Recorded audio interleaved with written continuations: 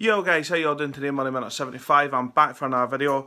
Guys, it's not a football video from me today. It's a video where I'm going to speak about something really quite real with everybody. Now, everybody who's been on the channel recently knows that that I suffer from depression. You know, there's nothing to hide about it anymore. I've been very, very open about my battle with depression and how much it's affecting me. You know, there's been a lot of things kind of going on. Not last night, a couple of nights ago, we done a big charity walk. All us guys at the changing room, we done a big charity walk round the pitch at Easter Road. We done a 60k walk, which equated to about 150 times round the pitch at Easter Road, which, can I just say, sounds so easy, and yet see when I got home at night, I was so sore. It was unbelievable, but so grateful and so thankful that I done it. It was fantastic. But basically, yeah, we done this thing at the changing room last night, and something that we had spoken about at the changing room quite recently is the fact that, you know, there's a lot of football players nowadays who are living with mental health as well, which really got me thinking last night, and it's got me thinking the past couple of days. You know, even though these guys are professional football players, and let's be honest, from an outside point of view, you know, you've got guys here who are, for example, they're earning hundreds of thousands of pounds a week.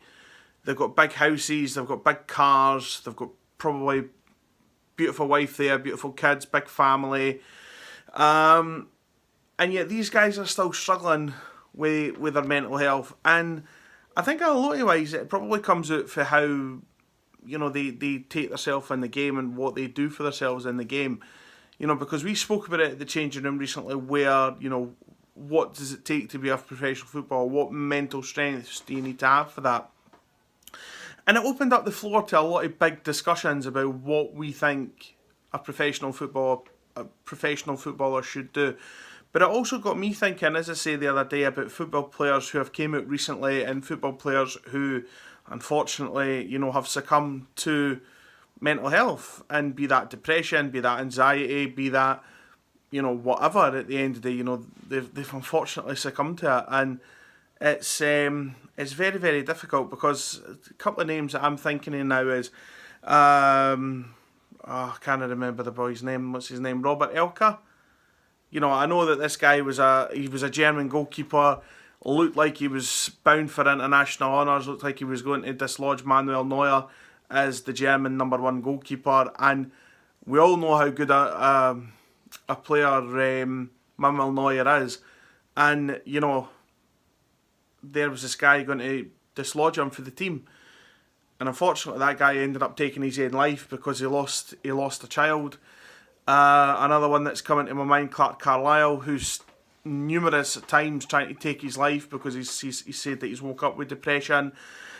Depression has became his life. Chris Kirkland said in mornings that he didn't want to wake up because it all started again. Aaron Lennon was held under the Mental Health Act, which, you know, they're just a couple of names off the top of my head. Dean Windass is another one who's came out and said that he couldn't live without the banter in the changing room. He missed the game, and, you know, that led him to take his own life. Try to take his own life, beg your pardon. Paul Gascoigne is another one who has struggled with mental health all his life. But Gaza was completely different in my eyes, because Paul Gascoigne was the kind of guy that, and I mean, he still is that kind of guy who, you know, I think he would probably want to do the best he can for the people who love him. But unfortunately, the people who are trying to, I think people set him up, to be honest. I think people set him up to fall. And, you know, it's so difficult to really understand what these guys are going through, because, you know, in a lot of ways, we're not in their world.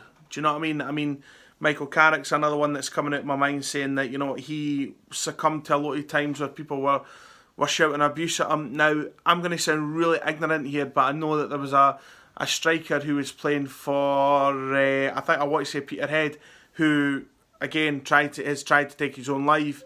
You know, tried to slit his wrists. There was guys who he was playing against on the Saturday, and fans telling him to go and hang himself and do it properly this time. opposing players telling him to watch his wrists and things like that, because obviously they know the kind of stuff that he's done. And it's just, I mean, the stigma is there in the game. We know that. And listen, I'm not going to be an advocate for trying to take away people's rivalry. People in football, you need that. You need that rivalry. You need that red mist in a lot of ways. But when it comes to things like that, telling people to go and kill themselves, and you don't know what this guy's gone through. And listen, I'm guilty of it in a sense that when Hearts have came to town, I've gave their players dogs abuse. There's no getting away from that. I've done that time and time and time again. Am I ashamed of it? In a lot of ways, yes. Am I embarrassed by it? Definitely. Because that's the kind of thing that you do as a football supporter. And I think we need to stop hiding behind this kind of thing. Oh, it's all part of the game. It's not part of the game.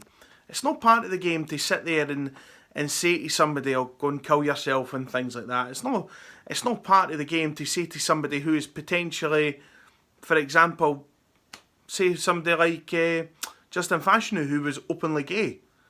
But this guy took his own life because of the homophobic abuse that he was getting. That's not part of the game. Do you know what I mean? I mean, listen, and I've said already that I have not got any problems with any kind of player, colour or creed playing for Hibs. It's not a problem. They're putting on that green and white shirt for me. They represent us. Right? I am not one for sitting there saying to a player when I'm in the stadium, "Oh, you're shite, you're this, you're that, you're whatever," because guys are hearing that. And to be honest, they're taking that away with them. They're taking that away with them. They've got that. They're taking that to their houses. They're taking that into their mums and dads' houses, their brothers and sisters, whatever. They're living with that. So no, I don't do that. I don't sit on social media and troll players. It's not on. It's not on because... And listen, again, I understand people are always going to have their opinions where football is concerned. It's always going to be the way. But I think I think, personally speaking, the SFA, the SPFL, whatever, I think we need to put a wee bit more into the game in terms of players' mental health. Not so much the fans, because the fans have got quite... I'm not going to say they've got quite a bit, because we could always do more. But I think where the players are concerned, bearing in mind that there is so many players nowadays coming out and saying that they have depression, saying that they have anxiety and everything like that, maybe it is time to maybe invest a wee bit more in services for players. I know something that Hibs do is they get a wellness sheet to fill in every other day, how you feeling and things like that. And yeah, that's a step in the right direction, but we could always be doing more. I understand that, things like the changing room, which, listen, I'm going to just derail a wee bit here. If you're anybody who's listening to this video, if you're actually sitting there, struggling with depression, or you feel that there's something not quite right, go and speak to a doctor. Go and speak to a doctor. Try and, get something organised for yourself. Whatever will work for you, sort of thing. Do you know what I mean? I think that we have got to do a wee bit more together. And I'm not going to say cut out the rivalry. We all need rivalry, but we've got to get that limit. We've got to get that line in the sand drawn as to what is an acceptable limit. Because, I mean, maybe I'm just sounding really stupid, and maybe people are going to come back at me and say that I'm saying things wrong and anything like that. And it's not a case of me wanting to be wrong. Nothing like that whatsoever. It's not like that at all. I just think that, as I say, I coming from somebody who suffered from mental health issues, to go and find something like the changing room, which was absolutely amazing. I really believe that the changing room has saved my life. Gone along, speaking to the boys that I was in the group with every other week, coming out with the laughs that we had, and it was just something simple like, walking around the pitch at Easter Road and you see something that triggers a memory, you speak about it, and then because of it you're feeling so comfortable with the people who you're talking to, that allows you to open up and and to share with these guys what is actually wrong. And it doesn't have to be a big thing. It could be something like, well, I'm skint. It could be something as simple as that. I mean, where my depression's concerned, I have a lot of things. I've got a great job. I've got a nice job there. I work in childcare, and it's a very rewarding job, but it doesn't pay the best. I've got a mortgage there. I've got, obviously, my wife and I saved up for 2 years to get our wedding sorted out. We saved up for another year to get our honeymoon sorted out. All that saving at the end of the day, there's times where I'm like, well, I'm not working to live anymore. I'm living to work. That's how I felt. And then there was numerous times where, for example, my wife or my mum or anything like that was coming to me saying, listen, if you're struggling, I'll give you a hand. And I'm like, but I didn't feel that I should be getting the hand out, because then that means that I'm going to have to pay back, and then that's more debt that I'm in. And then it's just that snowball effect for there. And that's me, as I say, that's me, a child carer, not a professional football player. So, I mean, it's going to be, it's up and down for a lot of people, guys, you know what I mean? And, yeah, maybe I should stop speaking the way that I am now. Maybe it is time just to really put out the message there, and, just to say that we are all the same, in a sense that we all have mental health. We're all going to face challenges in our life. We're all going to have times where, it's going to be really, really hard. It's going to be tough. But the best thing that you can do is not bottle it up. Don't bottle it up. Don't sit there and say everything's fine when it's not fine. Go and speak to a doctor. You're no weak for doing it. If anything, you are the strongest individual that we could have out there. And it is that. It is the fact that you are strong by going away and saying, I am not well. I don't feel right. There is something wrong. And on the flip side of the coin, can I just say, if, for example, you go to somebody and somebody sits and talks to you, if you're that person who is, trying to give the advice, don't say to somebody, man up, or it's not that bad. Ken, give yourself a shake and all that jazz, because it is the worst thing that you can say to somebody who is going through depression, who is going through anxiety, who is going through anything in their life. To say man up, it's so ignorant. It is so ignorant. And it is, and listen, I know there's people going to be sitting there going, oh, you're just a snowflake and everything like that. No, I'm sorry, that is the fact that you do not know what it's like.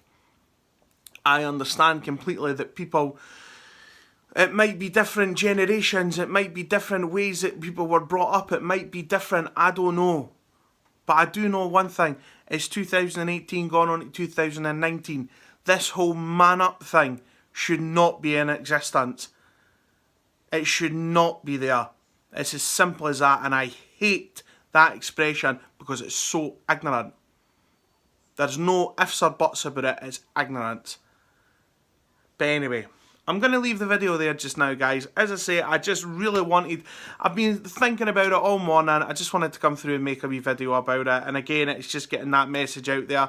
If you like the video, please, give it a thumbs up. Share it. Listen to it. Listen to the advice that's in there. And just see how much, you can take on board for this. And just know that you're not alone. I'm still learning. Everybody learns. It's a long road, but we'll all get there together. Do you know what I mean? It's not the point where you sit there and you go, oh, I'm all by myself, I'm all alone. It's not about that. Okay, so please don't ever feel alone. Okay, please, please, please, please. As I say, if you like the video, give it a thumbs up, comment on it, share it, whatever. But let's get the message out there. Okay, let's get the message out there that it's okay not to be okay. Let's really, really get that message going, okay? Alright? Bye now, guys. Bye.